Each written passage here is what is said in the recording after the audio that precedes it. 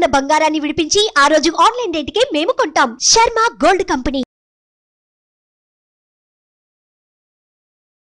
నమస్కారం. సుమన్ టీవీ ప్రేక్షకులకు శ్రీ క్రోధినామ సంవత్సర ఉగాది శుభాకాంక్షలు. తెలుగు వారికి ఎంతో ఇష్టమైన పండుగ ఉగాది. షడ్రుచుల సమ్మేళనమైన ఈ ఉగాది పండుగ నాడు ద్వాదశ రాశుల వారికి ఏ రకంగా ఉండబోతుంది, నవనాయకుల ఫలితాలు ఎలా ఉన్నాయి, మొత్తంగా ఉగాది పంచాంగమును వివరించేందుకు మనతో పాటు ఉన్నారు ప్రముఖ జ్యోతిష్య పండితులు బ్రహ్మశ్రీ నందిపట్ల శ్రీహరి శర్మ గారు. గురుగారు నమస్కారం అండి. వాగర్థావివ సంపృక్తో వాగర్థ ప్రతిపత్తయే జగతః పితరౌ వందే పార్వతీ పరమేశ్వరౌ. సదాశివసమారంభాం శంకరాచార్య మధ్యమాం అస్మదాచార్యపర్యంతం వందే గురుపరంపరాం. ఆదిత్యాయ చ సోమాయ మంగళాయ బుధాయ చ గురుశుక్రశనిభ్యశ్చ రాహవే కేతవే నమః. గురుగారు ముందుగా మీకు క్రోధినామ సంవత్సర ఉగాది శుభాకాంక్షలు. మీకు వీక్షించేటువంటి సుమన్ టీవీ ప్రేక్షకులు కూడా క్రోధినామ సంవత్సర శుభాకాంక్షలు. గురుగారు, ఈ క్రోధినామ సంవత్సరంలో ద్వాదశ రాశుల వారికి, అందులో ముందుగా మేషరాశి వారికి ఏ రకంగా ఉండబోతుంది, నవనాయకులు ఎలా ఉన్నారు వారికి? క్రోధినామ సంవత్సరం పేరులోనే క్రోధి అనేటువంటిది అర్థం వస్తుంది, అంటే కోపాన్ని కలిగిస్తుంది, కోపము. దీనికి తగ్గట్టుగా ఈ క్రోధినామ సంవత్సరానికి రాజు కుజుడు, మంత్రి శని. గమనించుకున్నట్లయితే ఈ కుజ శనులకు ఎప్పుడు కూడా వైరం ఉంటుంది. అంతరిక్షంలో మనకు గ్రహ సంచార రీత్యా శని కుజులు కలిశారు అని అంటే యుద్ధ వాతావరణం మెలుకుంటుంది అని శాస్త్ర ప్రకారం మనకు చెప్పబడి ఉంటుంది. కాబట్టి కుజుడు రాజు అయి శని మంత్రి అయి ఉన్నప్పుడు ఈ క్రోధినామ సంవత్సరం అంతా కూడా సాధారణం కంటే కూడా అసాధారణమైనటువంటి పరిస్థితులే ఎక్కువగా ఉంటాయని చెప్పవచ్చు. ఇక గమనించుకున్నట్లయితే కర్కాటకంలో కుజుడు కుజస్తంభనం అనేటువంటిది 21 అక్టోబర్ 2024 నుంచి 21 జనవరి 2025 వరకు కుజస్తంభనం ఉంటుంది. ఈ సంవత్సరం చాలా అత్యంత కొన్ని రాశులలో జన్మించినటువంటి వాళ్ళకి యోగకాలము, మరికొన్ని రాశుల్లో జన్మించినటువంటి వారికి అవయోగ కాలం. అలాగే శని మౌఢ్యమి అనగా ఈ శని మౌఢ్యమి 23 ఫిబ్రవరి 2025 నుంచి 29 మార్చి 2025 వరకు శని మౌఢ్యమి. కాబట్టి ఈ చెప్పినటువంటి కుజస్తంభనము మరియు శని మౌఢ్యమి గురుపాలిత రాశులలో జన్మించినటువంటి వారికి యోగమైతే, శనిపాలిత రాశులలో జన్మించినటువంటి వారికి అవయోగాన్ని కలగజేస్తుంది. ఇక గమనించుకున్నట్లయితే ఈ మేషరాశికి సంబంధించినటువంటి ఫలితాలు కనుక చూసుకున్నట్లయితే ఈ క్రోధినామ సంవత్సరంలో ఆదాయము 8, వ్యయము 14, అలాగే రాజ్యపూజ్యము 4, అవమానము 4. అంటే ఇక్కడ చాలామందికి ఈ ఆదాయం వ్యయం అంటే ఏంటి అనేటువంటిది కూడా సందేహాలు అనేటువంటి ఉంటాయి. అంటే ఇక్కడ గమనించాల్సింది ఏంటంటే ఖర్చు ఎక్కువ అవుతుందని కాదు, కాస్తే ఇక్కడ సాధారణంగా గమనించాల్సింది ఆదాయం 8 ఉన్నప్పుడు వ్యయం 14 అని అంటే ఆదాయం చాలా చక్కగా ఉంటుంది, కానీ వ్యయం 14 ఉందనంటే మీ యొక్క కోరికలు నెరవేర్చుకోవడం కోసం, మీ యొక్క సొంత ఖర్చుల కోసం అప్పులు చేసైనా కానీ మీ యొక్క సమస్యల్ని పరిష్కరించుకుంటారు అని అర్థం. ఇక రాజ్యపూజ్యం 4, అవమానం 3 అంటే 3 చోట్ల అవమానపడతాము, 4 చోట్ల గొప్పగా వెలిగిపోతామని కాదు అక్కడ అర్థం. రాజ్యపూజ్యం అంటే మీ యొక్క అభ్యున్నతిని, మీ యొక్క పురోగతిని, మీ యొక్క వృద్ధిని చూసి సంతోషపడేవాళ్ళు నలుగురైతే, లోపల మీ యొక్క అభివృద్ధిని చూసి కులిపోయేవాళ్ళు ఈ యొక్క 3 ఉంటారని అర్థం. కాబట్టి అన్ని రకాలుగా ఈ సంబంధించినటువంటి మేషరాశి ఫలితాలన్నింటినీ తెలియజేసుకుందాం. ముందుగా ఈ మేషరాశికి చూసుకున్నట్లయితే మేషరాశికి ద్వితీయంలో గురువు, షష్టమంలో కేతువు, అలాగే ఏకాదశంలో శని, ఇక్కడ వ్యయంలో రాహు. వెరసి సంవత్సర ఫలితాల్ని తెలియచేసేటువంటి గ్రహాలు ముఖ్యంగా దీర్ఘకాలిక గ్రహాలు గురువు, శని, రాహువు, కేతులు. కాబట్టి ఈ మేషరాశిలో జన్మించినటువంటి వారికి ఈ గత శోభకృత నామ సంవత్సరంలో ఏర్పడినటువంటి అపజయాలన్నీ కూడా ఈ క్రోధినామ సంవత్సరంలో విజయాలుగా మరల్చుకుంటారు.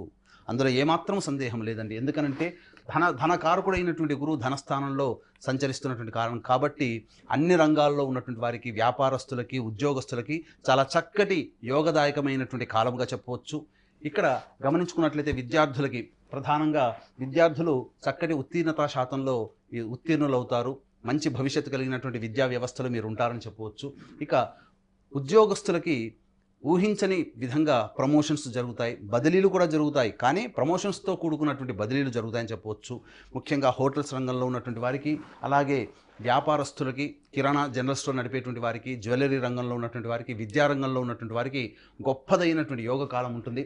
ఇక వివాహానికి సంబంధించినటువంటి విషయాలు కనుక పరిశీలించుకున్నట్లయితే కొన్ని ఇక్కట్లు అనేటువంటివి ఎదురవుతాయి, కొన్ని వివాహ ప్రయత్నాల్లో ఆటంకాలు అనేటువంటివి ఉంటాయి. కానీ వాటన్నిటినీ కూడాను దైవబలంతో అధిగమించుకున్నట్లయితే చక్కగా అభివృద్ధి బాటలో ఉంటారని చెప్పొచ్చు. అందుకనే ఇక్కడ ప్రధానంగా గమనించుకున్నట్లయితే ద్వాదశ రాశుల్లో జన్మించినటువంటి వారికి నవగ్రహాల యొక్క అనుగ్రహం ఈ క్రోధినామ సంవత్సరం సంపూర్ణంగా ఉండాలి. కాబట్టి ఈ నవగ్రహాల యొక్క అనుగ్రహం కోసం ఈ సంబంధించినటువంటి తమిళనాడు కుంభకోణం దగ్గరలో ఉన్నటువంటి నవగ్రహాల టెంపుల్స్లో ప్రతి సంవత్సరం కూడా జూన్ నెల మరియు జనవరి నెలలో ఈ నవగ్రహాల టెంపుల్స్లలో నవగ్రహాలకి అభిషేకాలు, నవగ్రహాలకు సంబంధించినటువంటి హోమాది కార్యక్రమాలని కూడా మా పీఠం ఆధ్వర్యంలో జరుగుతాయి. కాబట్టి ఎలా నమోదు చేసుకోవాలనేటువంటిది ఈ కార్యక్రమం తదనంతరం కాంటాక్ట్ చేయవచ్చు.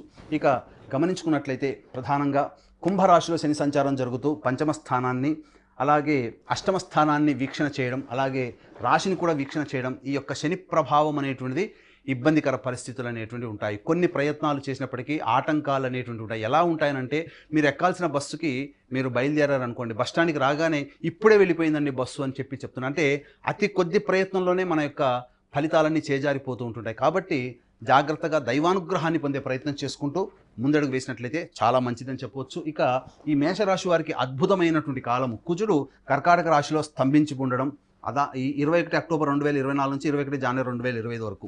అలాగే గురుపాలితమైనటువంటి మేషరాశికి శని మౌఢ్యం ఏర్పడుతుంది. ఎప్పుడు ఏర్పడుతుంది? 23 ఫిబ్రవరి 2025 నుంచి 29 మార్చ్ 2025 వరకు. కాబట్టి ఈ సమయము ఈ మేషరాశి వారికి అద్భుతమైనటువంటి యోగ కాలము.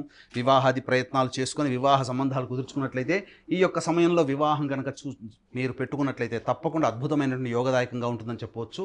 ఇక గమనించుకున్నట్లయితే ఆరోగ్యం పట్ల శ్రద్ధ వహించాల్సినటువంటి పరిస్థితి.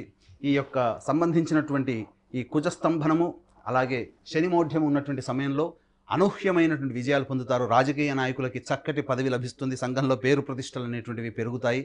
ఏదైనా కానీ నామినేటెడ్ పోస్టులో రాజకీయ నాయకులు ఉంటారని చెప్పవచ్చు. ఇక గమనించుకున్నట్లయితే ఈ సమయంలోనే ఎక్కువగా పంటకి అధిక దిగుబడులు రావడం, రైతులకి చాలా మేలుదాయకమైనటువంటి పరిస్థితులు ఏర్పడతాయి. కాబట్టి మంచి మార్కెట్ ధరతో మీ యొక్క ఉత్పత్తులు కొనుగోలు చేయడం, తద్వారా మీరు లాభదాయకంగా రైతులు ఉంటారని చెప్పవచ్చు. ఇక గమనించుకున్నట్లయితే వ్యయ స్థానంలో రాహు, షష్టమ స్థానంలో కేతు యొక్క సంచార ప్రభావం వలన కొంత మానసికమైనటువంటి శారీరకమైనటువంటి శ్రమకి ఎదురవ్వాల్సినటువంటి పరిస్థితి వస్తుంది. అనుకోని సంఘటనలు అనేటువంటివి జరగడం, తద్వారా ఆరోగ్య సంబంధించినటువంటి ఇబ్బందులు ఎదుర్కోవడం, అలాగే అనవసరమైనటువంటి ధన వ్యయం అనేటువంటిది ఉంటుంది. కాకపోతే దైవానుగ్రహం వల్ల తీర్థయాత్రలు చేసే అవకాశము, అలాగే నదీ స్నాన సందర్శనం ఇవన్నీ కూడాను దైవానుగ్రహం వల్ల కలుగుతాయి. ఎంతైనప్పటికీ కూడా ఖర్చును అదుపులో పెట్టుకొని మీరు చేసే ప్రయత్నాలు కనుక ముందుకున్నట్లయితే అద్భుతమైనటువంటి ప్రగతి మీరు పొందుతారని చెప్పవచ్చు. అలాగే ఈ సంబంధించినటువంటి ఈ సమయంలోనే కర్కాటకంలో కుజుడు అనగా అక్టోబర్ నుంచి జనవరి వరకు కూడా ఉన్నటువంటి ఆ 3 నెలల కాలంలో గృహానికి సంబంధించినటువంటి మరమ్మతులు కానీ, నూతన గృహం కొనుగోలు కానీ, లేదా వాహన కొనుగోలు కానీ ఈ యొక్క మేషరాశిలో జన్మించినటువంటి వారు చేస్తారని చెప్పవచ్చు. అలాగే చక్కటి భవిష్యత్తు కలిగినటువంటి విద్యా వ్యవస్థలలో ఈ సంబంధించినటువంటి మేషరాశి వాళ్ళు ఉంటారు. ఉన్నతమైనటువంటి విద్యలో మీరు అనుకున్నటువంటి చోట అనుకునేటువంటి విధంగా మీ యొక్క విద్యా వ్యవస్థలో ఉంటారని చెప్పవచ్చు. అనగా మంచి కోరుకున్నటువంటి చోట కోరుకున్నటువంటి స్ట్రీమ్లో, అనగా మీరు ఏది అనుకుంటారో విద్యార్థులు ఆ యొక్క సంబంధించినటువంటి స్టడీ మీరు చేయడానికి అవకాశాలు ఎక్కువగా ఉంటాయని చెప్పవచ్చు. కాబట్టి అన్ని రకాలుగా చూసుకున్నా గత సంవత్సరం కంటే కూడా ఈ మేషరాశి వారికి ఈ సంబంధించినటువంటి ఈ క్రోధినామ సంవత్సరం యోగదాయకమైనటువంటి సమయం అని చెప్పవచ్చు. కాకపోతే మానసిక శ్రమ, శారీరక శ్రమ, అలాగే కొంత ఖర్చు అదనంగా అయ్యేటువంటి అవకాశం ఉంటుంది. కాబట్టి జాగ్రత్తగా ఉండండి.